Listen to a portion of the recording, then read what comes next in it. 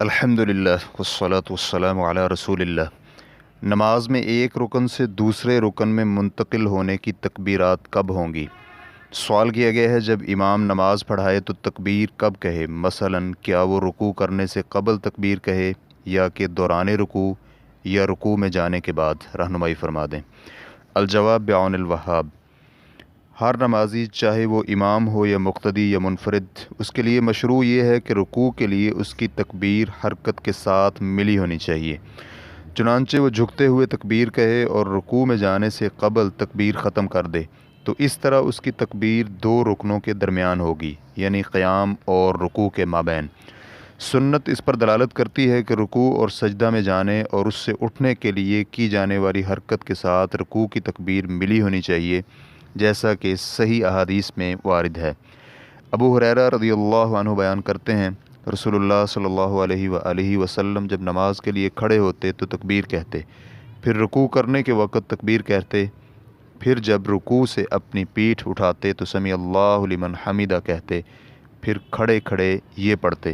ربنا لک الحمد، پھر جب جھکتے تو تکبیر کہتے، پھر جب سر اٹھاتے تو تکبیر کہتے، پھر جب سجدہ کرتے تو تکبیر کہتے، اور جب اپنا سر اٹھاتے تو تکبیر کہتے، پھر ساری نماز میں اسی طرح کرتے حتیٰ کہ نماز سے فارغ ہو جاتے، اور جب دو رکعتوں سے اٹھتے تو بیٹھنے کے بعد تکبیر کہتے۔ ریفرنس کے لیے دیکھیے صحیح بخاری حدیث نمبر 789، صحیح مسلم حدیث نمبر 392۔ اس حدیث سے ظاہر ہوتا ہے کہ نبی علیہ الصلاۃ والسلام رکوع کے لیے تکبیر اس وقت کہتے جب رکوع میں جانے کے لیے جھکتے تھے،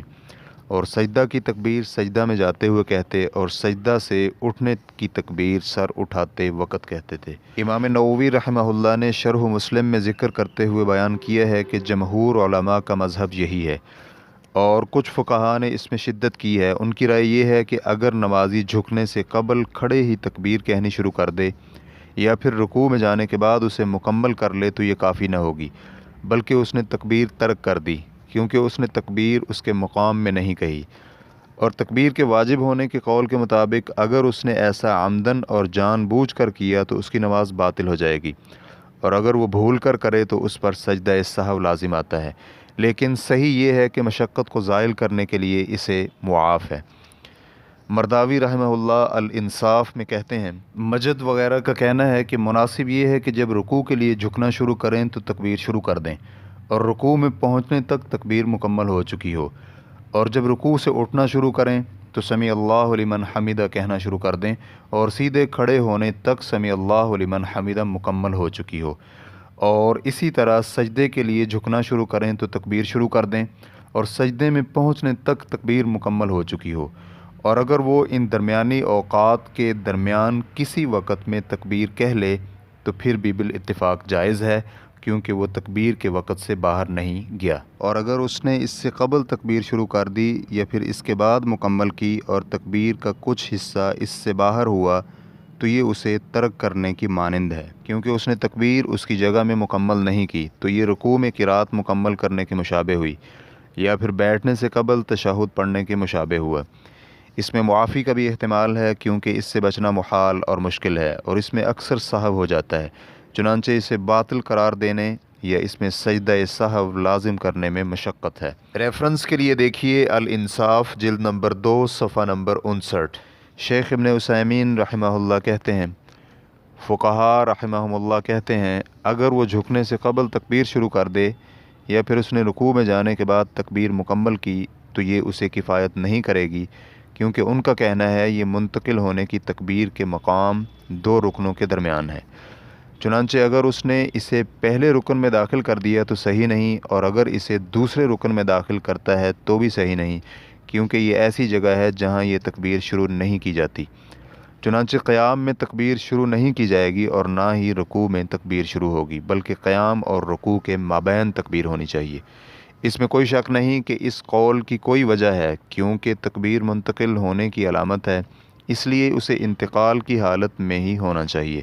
لیکن یہ کہنا کہ اگر اس نے رکوع میں جانے کے بعد تکبیر مکمل کی یا پھر اس نے جھکنے سے قبل تکبیر کہنی شروع کر دی تو اس کی نماز باطل ہے، اس میں لوگوں کے لیے مشقت ہے، کیونکہ اگر آپ آج لوگوں کے حالات پر غور کریں تو اکثر لوگوں کو اس سے لا علم پائیں گے، اور ان میں سے کچھ لوگ تو جھکنے کے لیے حرکت کرنے سے قبل ہی تکبیر کہہ دیتے ہیں، اور کچھ ایسے بھی ہیں جو تکبیر مکمل کرنے سے قبل ہی رکوع میں چلے جاتے ہیں۔ عجیب یہ ہے کہ بعض جاہل امام غلط قسم کا اجتہاد کرتے ہوئے کہتے ہیں میں رکوع میں جانے سے پہلے تکبیر نہیں کہتا۔ اس کا کہنا ہے کہ اگر میں نے رکوع میں جانے سے قبل تکبیر کہہ دی تو مقتدی مجھ سے سبقت لے جائیں گے اور میرے رکوع میں جانے سے قبل جھک جائیں گے، اور ہو سکتا ہے میرے رکوع میں جانے سے قبل ہی وہ رکوع میں چلے جائیں۔ بعض علماء کے مطابق یہ عجیب بات ہے کہ کسی کی عبادت کو صحیح کرنے کے لیے اپنی عبادت خراب کر لی جائے، جبکہ مقتدیوں کو یہ حکم نہیں تھا کہ وہ آپ سے آگے بڑھیں، بلکہ انہیں تو آپ کے پیچھے پیچھے یعنی اقتداء کا حکم تھا۔ اس لیے ہم کہیں گے یہ اجتہاد اپنی جگہ میں نہیں، بلکہ ایسا اجتہاد کرنے والے مجتہد کو ہم جہل مرکب کا نام دیں گے، اس لیے کہ یہ جہالت ہے اور وہ اپنی جہالت سے بھی جاہل رہا ہے۔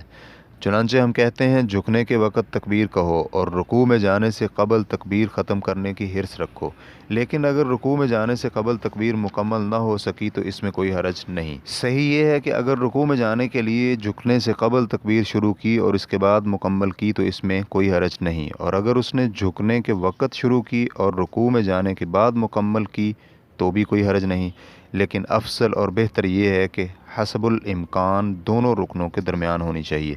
اور سمیع اللہ لمن حمدہ اور انتقال کی باقی تکبیروں میں بھی اسی طرح کہا جائے گا۔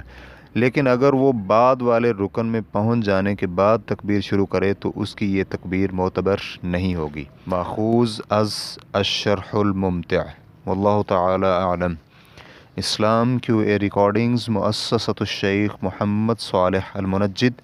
المملکۃ العربیۃ السعودیہ، فتویٰ نمبر 82627۔ والسلام علیکم ورحمۃ اللہ وبرکاتہ۔